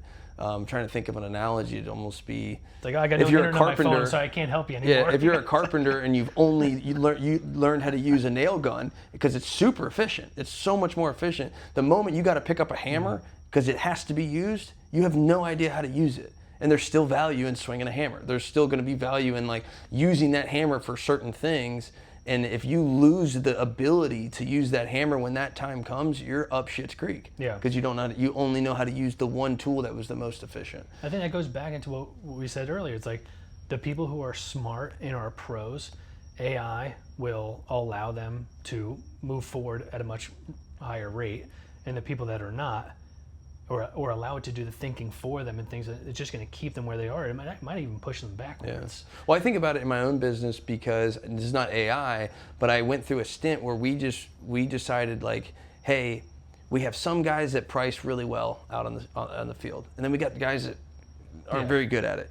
So we did like a sweeping thing where the back office just priced everything for them. So everything was priced, and then it got to the point where we no longer had good salesmen. Everyone became bad because we took that ability away, or we took that need away, and then before you knew it, anytime we needed them to upsell, or anything we needed them to do when it came to the selling aspect, we had bred bad salesmen because we didn't let them learn the skill. Yeah. And then I had to walk that back, and like I had to like get back to our roots of teaching guys how to sell, because sales is part of customer service and all of that. Because like I think we've talked about it before, and you could tell a customer $200, I could tell a customer $250. Not you specifically, but someone that's not a good salesman. They gave a better price, but I gave so much more value that the person, when I leave, they feel like that was the best $250 they ever spent.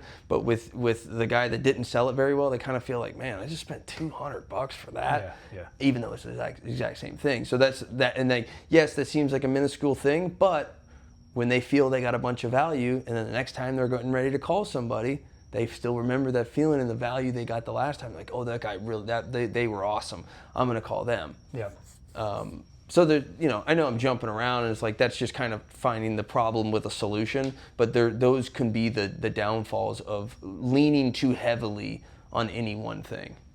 And I see that coming with the pricing. I can see it where it's going to be everyone prices the same. Everyone's prices are the same. So then it's going to be like, okay, what differentiates you? So you better figure out the human element to differentiate yourself from the other companies, because we're all going to have the same prices. Well, he charges this much per square inch because AI is going to basically take everything down to the penny. And so I'll be like, I'll just charge the same or 1 cent less. And then, so we're all just kind of in the exact same realm of pricing. So then it's going to be what separates you. Well, so the human element has to separate you. What's the differentiating factor? What's the value prop? That's really what that, and that's what you just said. What's the value prop? And that just comes through communication, which is sales. It's just communication, sales. But it's the guy standing, it's the employee standing in front of the customer so often. And knowing how to communicate with that guy. Yes. So and selling the service and selling everything that's not the service. Because in your example, the guy that's just like, that's $200. You want me to do it? And the other guy that's like, or he has his phone out and he's got, well, AI says this is $200. Or the other guy that says it's $250, but we have insurance, and if this goes wrong, you're completely covered, and we're professionally trained. We're gonna have all this out. You're never gonna have to worry about it again. You're gonna be happy as a clam when this is all said and done. We're gonna sweep up, and like this is gonna be the best $250 you ever spent. Those are two different things. Correct. And so, that's kind of where it comes down to, like, you don't lose the human element. Don't lean on something too much, because if you have AI in your business and it's like, well, AI trains my employees, it prices my jobs, it does this, it does this, it does this, and then the moment if it's doing too much, you then have employees that are not learning any skills to add value to your business, and they're just become like almost like walking zombies that are just pressing the buttons and doing the things. Like the guy, like there's a different level when I eat at Waffle House than when I eat at McDonald's.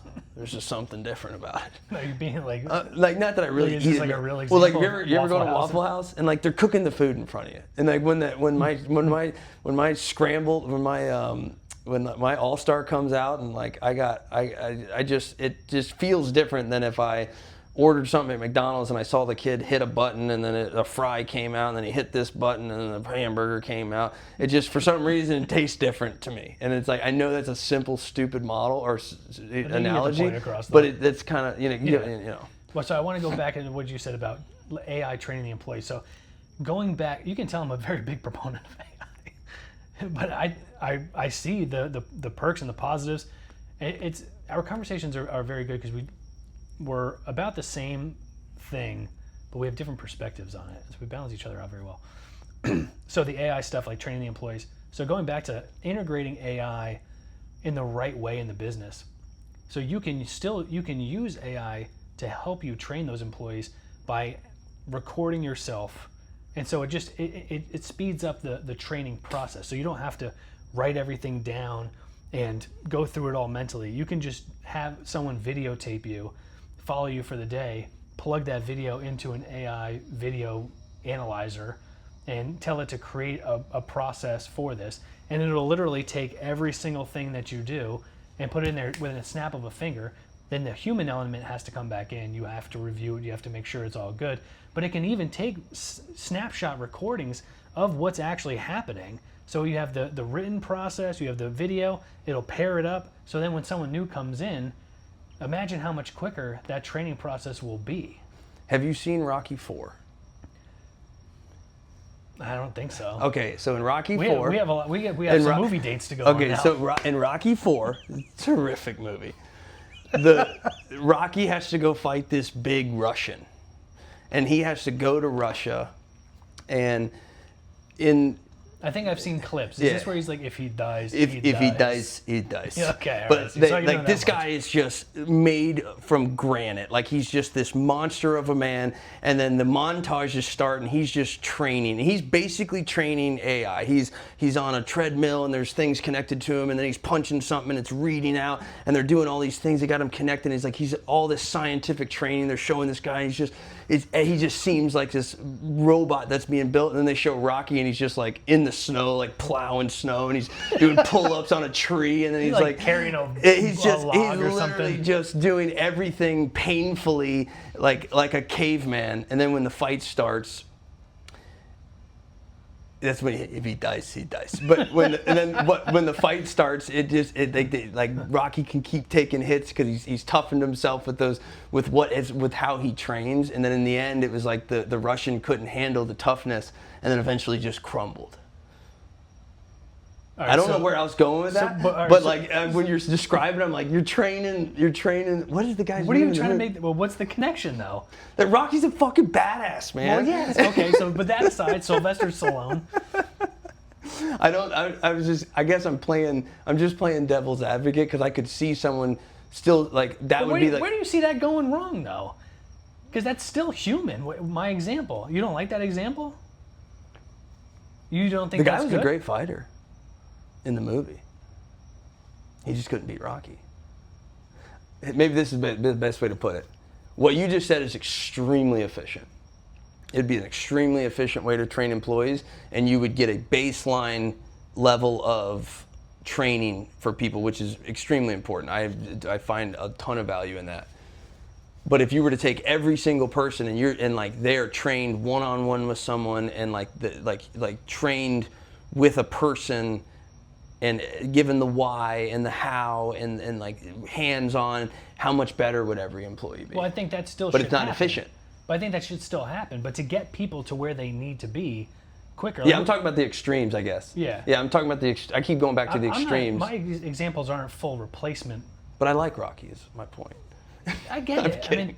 I get the Rocky theory. I think he actually grew up in my area. I grew up in Stamford, Connecticut. I gotta look that up. I don't know why I'm thinking, but I think my grandmother. I can't believe I can't remember the Russian's name. Met him I've watched this somewhere one movie time. 40 times, and I can't remember the Russian's name in the movie.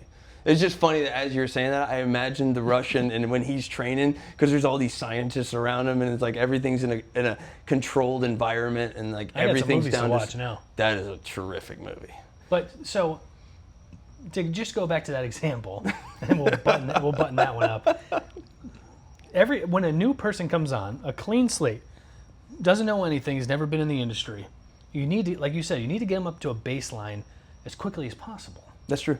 And so, utilizing AI in such a fashion, Especially if you can go from A to B really quickly. because you can even have them just do that at home, Yeah, that's true. and just like review this stuff, like get up to speed as quickly as possible, and then the human element can come in or something like that. I think more than anything, I'm just playing devil's advocate to it because, like, yes, I do. I definitely see the value in it because I say all that, but then the amount of employees that have come that haven't got the level of attention that I want them to get, that wound up not being good, and then are gone, is because we didn't have an efficient enough training in place. So it's like, if everyone could be trained like Rocky, that's one thing, but it's damn near impossible as you scale. Yeah. But for me, the best employees I ever had were guys that I trained. Like that, because I was like one-on-one with them, and like I knew the need I had, especially early on with locations. Like when I moved to Raleigh and started that location from scratch, anytime I had an employee come in, they got my undivided attention because I knew how much I needed them. Mm-hmm. And then I but I had great employees, and so much of it just came from the attention to detail and the human element of how I trained them because I needed them. Yeah. For new employees in my business, we're a single location serving a single market. It's a few counties, but it's a single market in Connecticut. Every single new driver, because it's dumpsters and it's a little bit heavier of equipment, it's a little more dangerous, in my opinion. They train with my operations manager. It's a one-on-one. Mm-hmm. Like, so they follow him. So we try to get them up to speed as much as we can. But in that type of role where they're driving heavy trucks, operating heavy equipment with hook lifts and big dumpsters and stuff, it's a one-on-one. It typically takes like a full week to do a one-on-one. They ride along first, then they get in the then they get in the driver's seat with the ops guy, and it's usually 1 week, and then we release them. Ivan Drago, That was the guy's name. Drago. Ivan Drago. He's a badass name too. But no, I agree with you. I just playing devil's advocate too. But I think it's all comes down to the extremes, like we keep saying. If you're too extreme with analog, you're gonna die. If you're too extreme, I think with AI, I think that you will lose you will over efficient. You'll make your business over efficient, which sounds like an oxymoron, but you could efficient your way out of a business because people forget about you. It's like or hinder your growth. Yeah, because you know what the most efficient, like this is a great example. The most efficient way to post on social media would have AI do it, but is that going to be the most effective? That's true. Probably not. The human element of social media, like you're saying, owner facing, tell the story, like be human for your brand is going to, it's not the most efficient, but it is by far the most effective. So there's going to be those things. So it's like what you're saying is find the right avenues where it's just better to be efficient, and then where you can have your human element, dump your energy into that. I actually really like that, to think it that way. So yeah, if you're thinking, I really want my social media to be great, and I'm not really worried, I just want to be efficient, it's like just put all of your energy into efficiency here, and then put all of your human element energy into this side.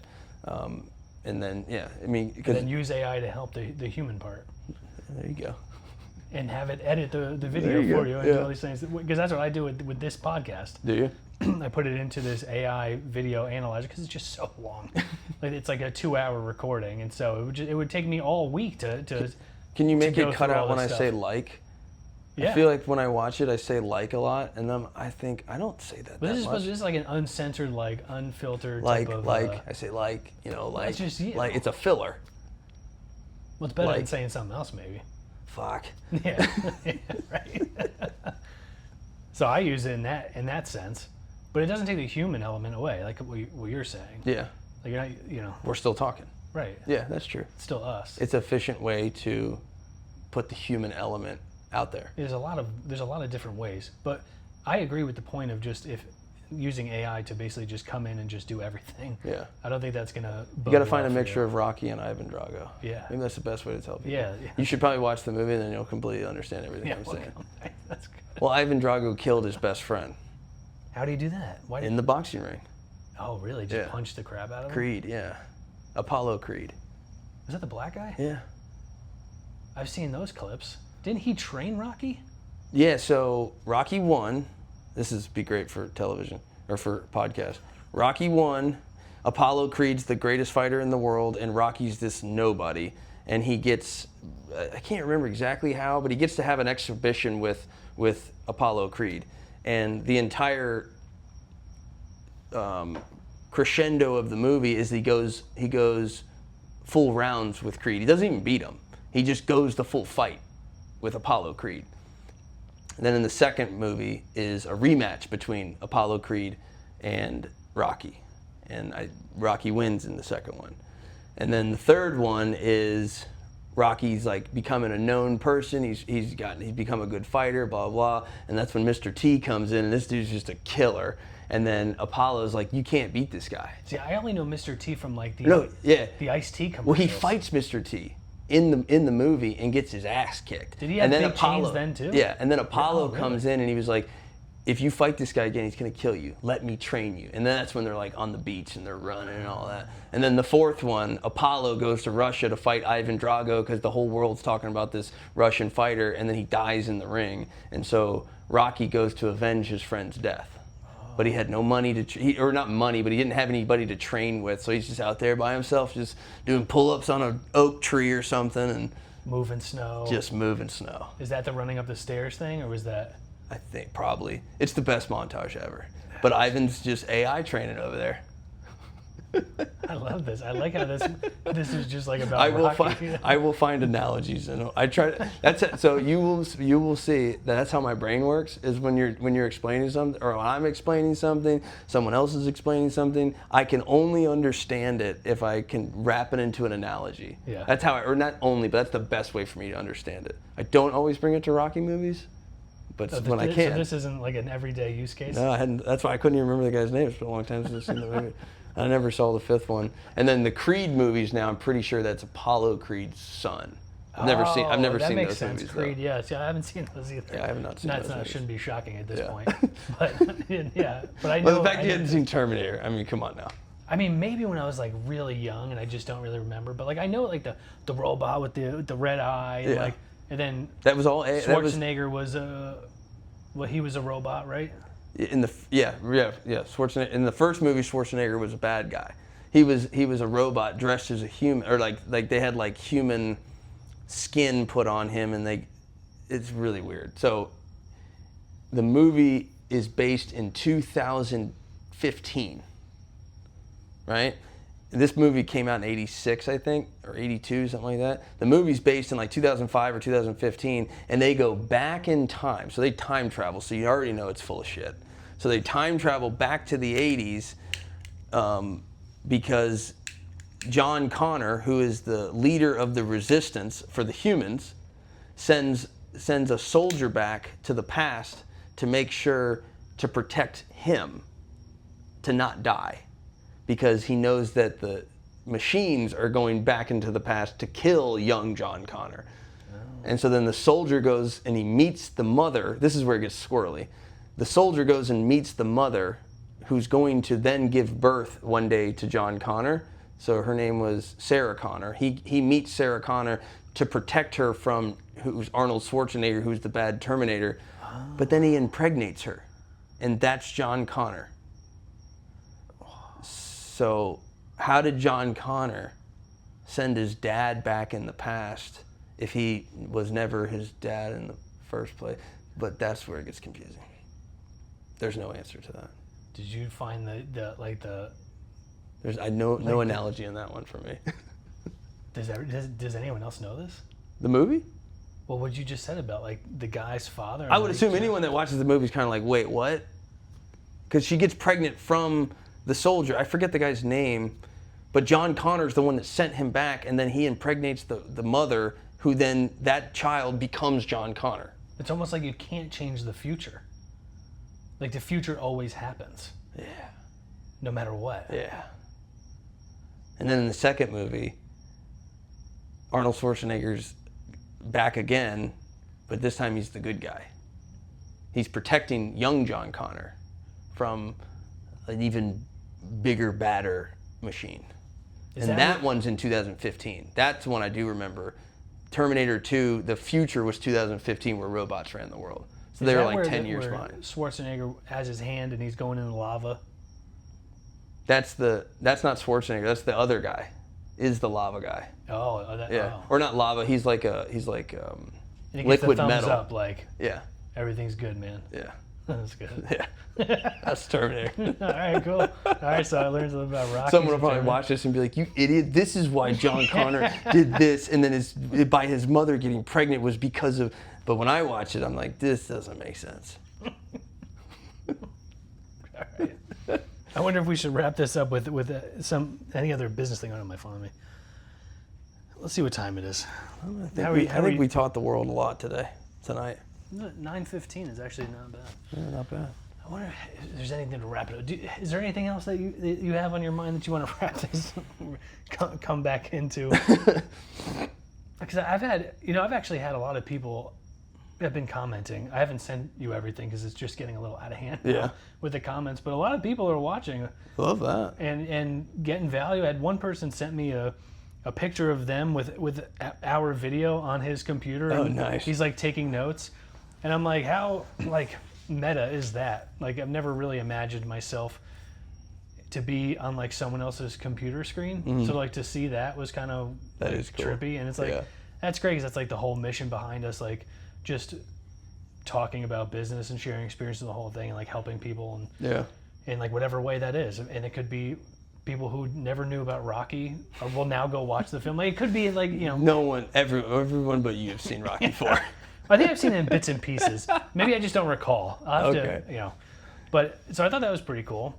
That is cool. And then I quickly told the guy taking notes by hand to make sure to use AI to put Just have AI script this whole thing. And I was like, take your notes and put it in AI so you can learn from it, and so it can expand on it and, Nice. and help you work through that. Like, Yeah. so just type it up, or you can put our video in an AI video analyzer, and it'll just do the whole thing for you, and it'll script it out, and Most you can of, watch like- certain parts. And Most of my knowledge in business, I don't think I've done a terrific job of like putting it all in like a nice neat package that to deliver it. It's more, it like comes in like people, everyone in my business calls them Caseyisms. They come in like waves where there will be a moment I'll see, like, cause I have spent the last 10 years really teaching. That's like what I basically yes, I run my business, but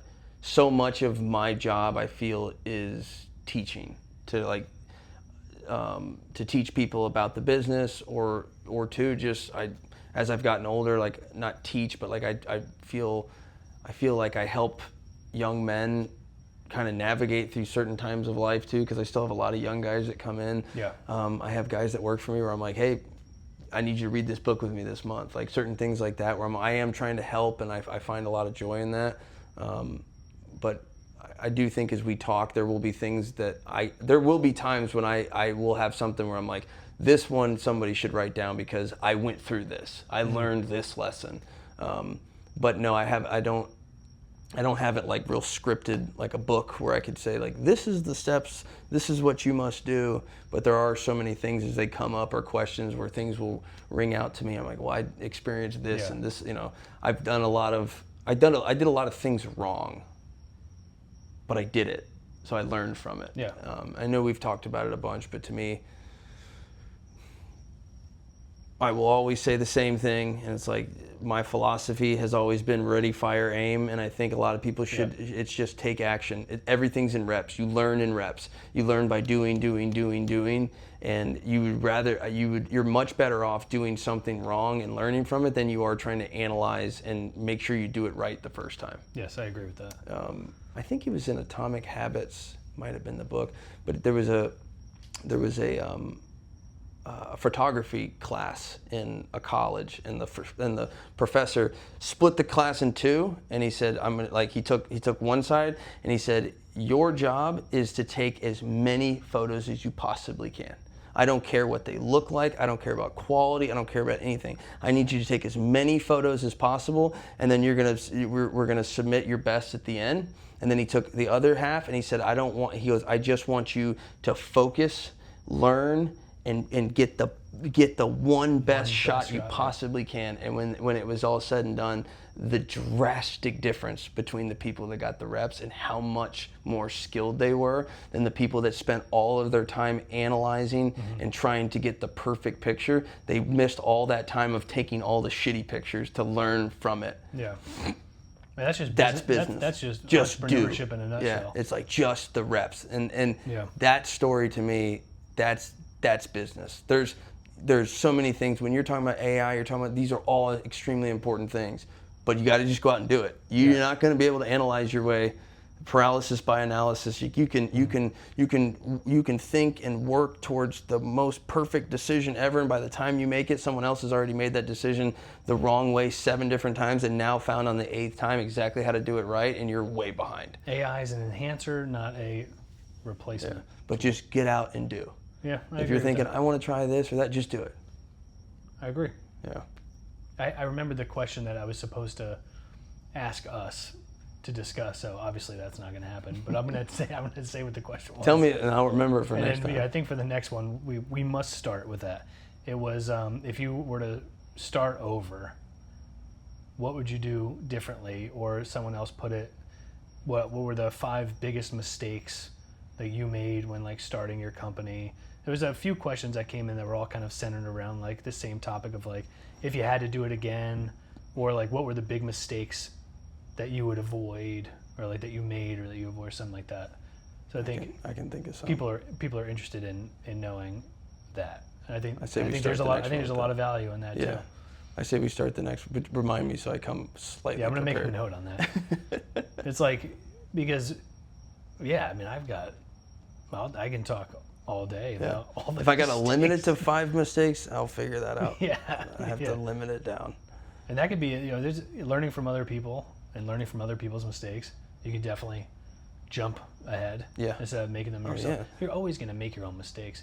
That's But why if you so can many also people learn from starting other this people's business mistakes now. too, it's like, that's There's so all many better. people starting in this business now that will do in their first year what took me 8 years to do. Yeah.